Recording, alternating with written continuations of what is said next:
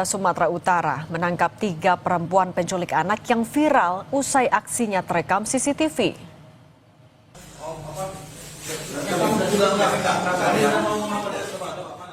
Inilah detik-detik saat polisi menyergap pelaku di sebuah rumah di Kecamatan Medan Marelan, Kota Medan, Sumatera Utara. Saat ditemukan, sang anak masih menggunakan seragam sekolah. 3 pelaku yang ditangkap adalah perempuan dan memiliki peran yang berbeda-beda, mulai dari yang menjemput korban, menyediakan mobil, hingga yang merencanakan aksi penculikan.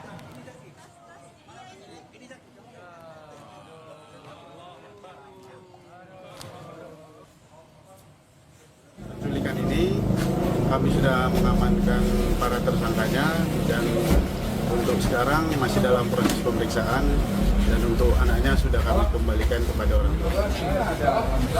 Penangkapannya ada di beberapa lokasi dan sekarang masih dalam proses pemeriksaan. Untuk jumlahnya 3 orang.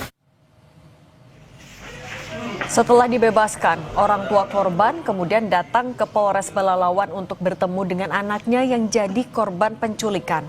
Sebelumnya, orang tua korban sempat didatangi salah satu pelaku yang menyerahkan 2 lembar surat berisi permintaan tebusan uang 50 juta rupiah dan mengancam akan membunuh korban jika permintaan pelaku tidak dituruti. Orang tua korban yang panik kemudian melaporkan kasus ini ke polisi.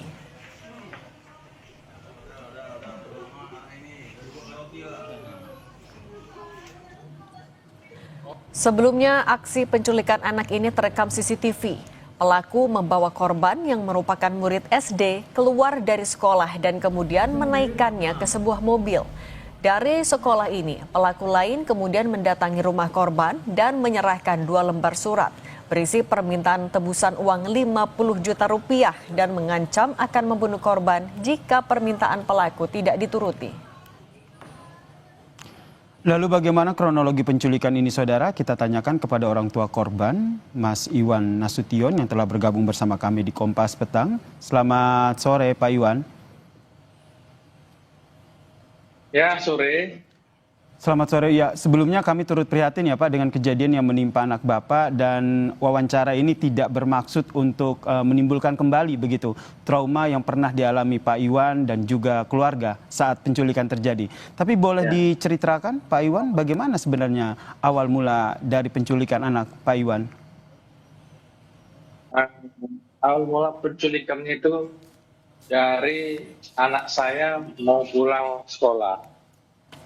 Jadi mereka udah menggambar kapan anak saya pulang, jam berapa pulangnya. Nah, mereka udah menggambar itu. Lalu mereka merencanakan untuk menjemput anak saya sebelum ibunya menjemput.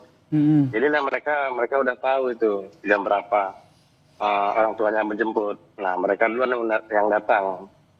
Nah, berhasillah mereka mengajak anak saya untuk ikut ke mereka dengan mengiming-imingil, mungkin dengan berkata, ayo, mama ada di sana, ayo. Nah, anak saya pun ikut jadinya sama mereka.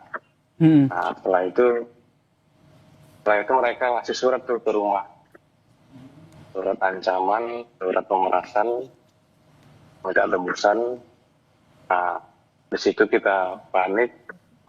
Ya, sebagai orang tuanya pastilah cari bantuan ke sana kemari, juga harus melaporlah ke polisi. Baik, akhirnya melapor ke polisi ya. Pak Iwan, kalau dilihat dari Baik, Pak Iwan. Pak Iwan, ini kalau dari CCTV yang terlihat ini anak Bapak ini tampak mengikuti begitu. Betul informasinya kalau 3 pelaku ini sudah mengenal anak Bapak dan memiliki hubungan keluarga? Satu orang yang memiliki hubungan keluarga. Kalau yang lain sih tidak kenal. Yang memiliki hubungan ini yang bertugas sebagai apa, Pak? Dia bisa dibilang ya sebagai otak pelaku kejahatan. Dia situ sebagai ini yang bawa mobil untuk bawa anak saya.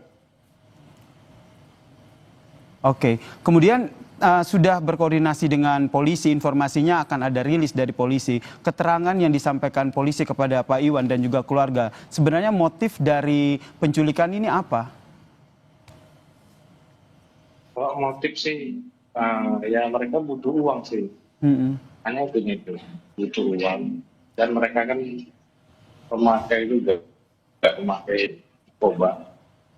Ya, pasti butuh uang lah mungkin. Mereka bisa makan. Nggak ada lagi mungkin cara ya mereka itu mencari uang sehingga mereka nekat melakukan hal seperti ini. Saya rasa sih. Baik, terakhir Pak Iwan, bagaimana sekarang kondisi anaknya Pak Iwan? Anak saya sehat, Alhamdulillah ya Pak. baik-baik saja sih. Baik sih, nggak ada sama sekali terluka. Sehat sih, alhamdulillah, baik-baik saja. Termasuk memastikan kondisi psikisnya ya Pak ya. Semoga selalu sehat dan tidak ada trauma begitu. Baik, terima kasih Pak Iwan Nasution telah berbagi ceritanya terkait dengan penculikan ini. Sekali lagi kami turut prihatin dan wawancara ini semoga tidak kembali menimbulkan trauma terhadap Pak Iwan dan juga keluarga. Terima kasih Pak Iwan.